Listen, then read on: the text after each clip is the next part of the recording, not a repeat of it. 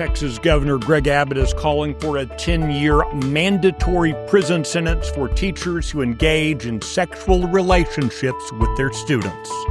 This is Wednesday, August 12, 2026. Texas Scorecard presents the day's first news for the Lone Star State. The Texas Minute, with your host, Michael Quinn Sullivan. We have made it halfway through the week. Thanks for making the Texas Minute part of your Wednesday. If it seems like local governments are spending a lot of your money, a new report says you aren't imagining it. More on that story coming up. In a proposal unveiled yesterday in Lubbock, Governor Greg Abbott said that Texas educators who engage in inappropriate relationships with students should face at least 10 years behind bars. This comes, of course, as the state continues grappling with widespread allegations of sexual misconduct in our public schools.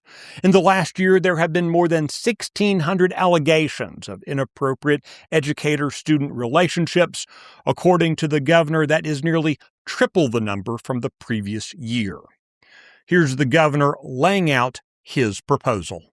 If there is an educator that either sexually assaults or has an inappropriate relationship with a student, the law should be in Texas that the minimum incarceration they get is 10 years behind bars. No more probation, not 2 years, not 5 years, but 10 years.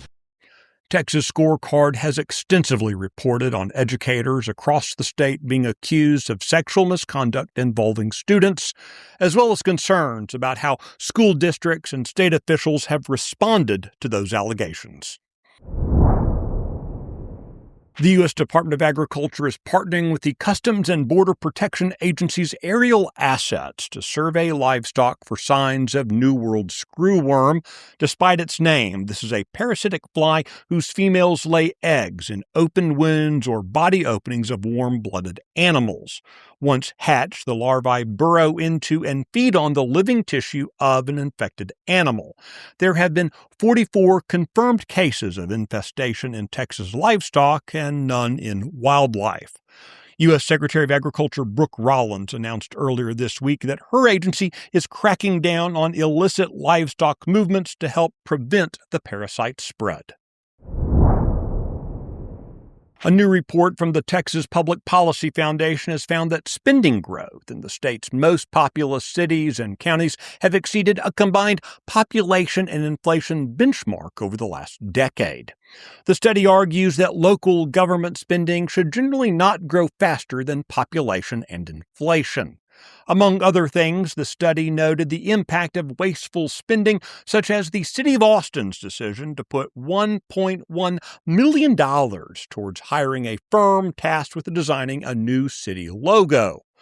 While 4 constitutionally defined limits exist on various aspects of state spending, the report notes that no such limitations currently exist on local governments. Governor Greg Abbott has said he would make local spending restraint and property tax reform a priority in the 2027 legislative session. East Texas residents are raising concerns about continued data center construction at issue as Governor Greg Abbott's recent directive for state regulators to audit new data centers, but it only applies to sites connecting to the Texas power grid. Part of the confusion arises from the fact that some of the state's infrastructure is powered by entities outside the purview of the grid operator, the Electric Reliability Council of Texas.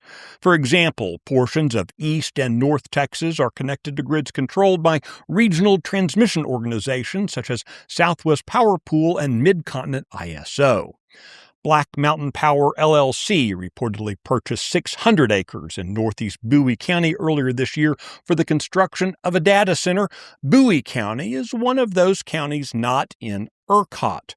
Work appears to be moving forward there, and the company has not responded to inquiries about how the governor's directive might impact their operations. You can find details on all the stories mentioned today and keep up with the latest news by visiting TexasScorecard.com. This edition of the Texas Minute was produced by Nick Shepard and based on the original reporting of Brandon Waltons, Grant Hawk, and Hunter Burney.